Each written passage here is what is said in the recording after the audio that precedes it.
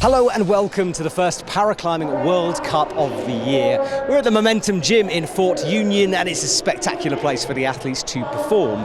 But before we show you the results from the finals, we spent some time with the new kids on the block. El Salvador has a climbing team and they have a pretty special story.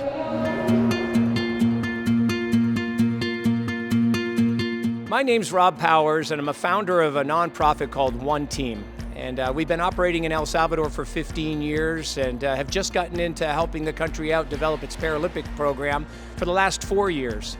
Previously, I was an Olympic coach for the U.S., an athlete for the U.S., but here in my encore old man viejo loco gringo career, it's all about trying to do something for a country that is certainly underserved, but with a new president, President Bukele, that really wants to see the Paralympic movement light up. And thanks to a couple families, we're able to privately fund the whole effort as volunteers. Property for the nonprofit down on the coast.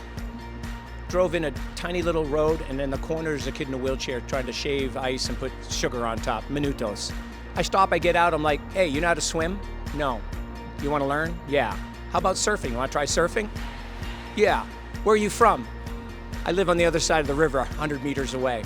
I shook his hand and said, Johnny, you are now a member of the El Salvador Paralympic surf team. 5 months later, 9th in the world. Today, 4 years later, 5th in the world. And so along the way, we picked up another athlete that was bored throwing a javelin. Saw that a friend of his, Johnny, had been doing the surfing stuff. He's now ranked 8th in the world in surf. Then the boys meet one of my Navy SEAL buddies that lost his legs in Afghanistan that loves surfing, but he's a 7-time IPC Paralympic medalist in skiing. Hey, Rob, can we try skiing? I'm like, sure, that's my sport. Why not? No snow, nothing, no ability to train.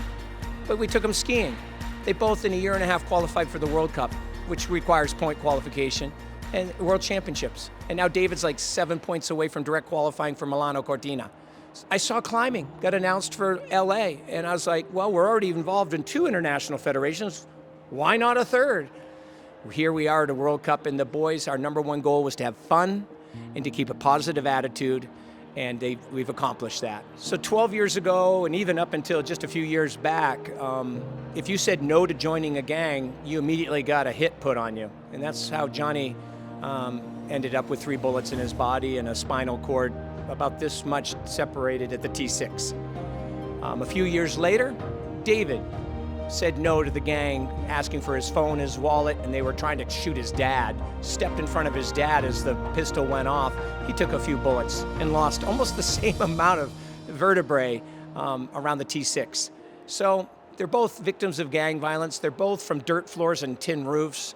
And now they live on a brand new Olympic training center that our foundation built in El Salvador, and they're traveling the world with 3 international sports federations. And they are pumped.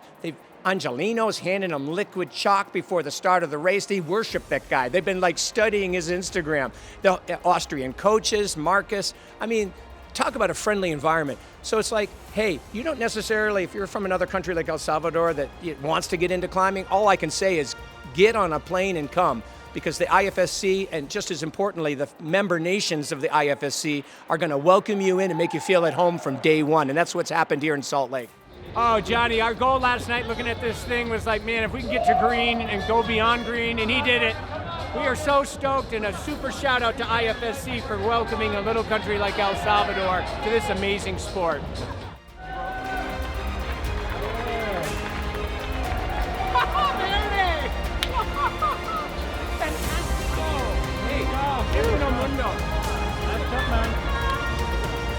Bienvenido, escalar, huh?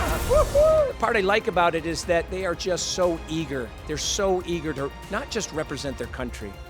They know, we've talked at depth about the fact that the wheelchair community specifically is incredibly underserved, not just in El Salvador, but all over Central and South America.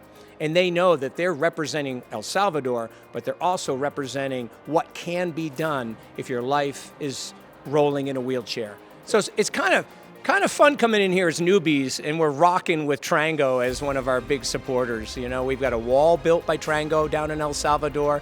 We're the envy of all the climbers down there.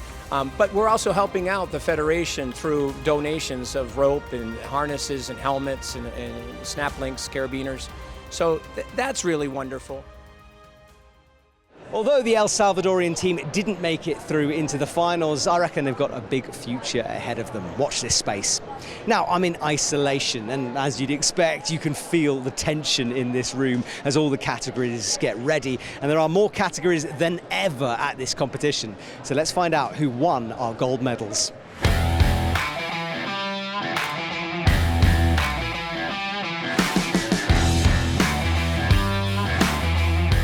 You can watch the full broadcast of this para-comp on the IFSC's YouTube channel, but here are a few moments from some of our 19 gold medalists.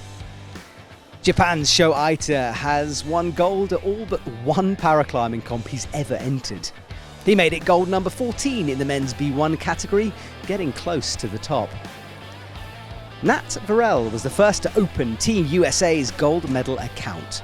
The RP3 athletes up to the penultimate hold before falling. I was in the commentary box with Lynn Poston's dad during the finals, and we watched his daughter climb her way to a comfortable gold in women's B2. One of the few athletes to top the route in a stunning performance. Jasmine Plank was dominant once again in women's RP2. There was a move at the top that caught her, turning a side pull, but another gold for her collection. Germany just took one gold on the night, and that went to Rosaline Schaubert. She showed good flexibility high up, taking her 6th gold medal. France's Thierry Delarue is also highly decorated with 11 golds to his name. He reached the yellow sloper section of Route 3, where not many others got to. He wins men's AL2. Men's AL1 had a woman climbing in it. There weren't enough athletes for Belgium's Pavitra van der Hove to compete, so she was put in the men's category and came away with a brilliant bronze medal. Winning that category was Angelina Zeller, the Austrian world champ, one of the most decorated athletes in climbing. Finally, let's talk about Selene Piret. The French athlete has seen a huge leap in media attention this year, appearing in Paris Fashion Week for North Face, amongst many other achievements. She claims gold at the first World Cup of the year, so close to topping. Right, I have found one of our gold medalists out of many medalists here today. Selene, congratulations. Thank you. How many gold medals have you won now? 11. 11 gold medals, that's unbelievable. And of course the Olympics coming up, 28, this is the start of the season. Are you feeling optimistic for the rest of 25? Yeah, I think so. It's always good to be here and take, seeing everyone and yeah. And get all the nerves out of the way with the first win of the season. Yeah. Right guys, you can watch the full broadcast from the paraclimbing comp in Salt Lake City on YouTube for free. There's a link down below and you can see Selene and everyone else win their medals. That's it for the paraclimbing comp. We'll be back very soon on the World Climbing Club for the boulder competition. Bye! Bye.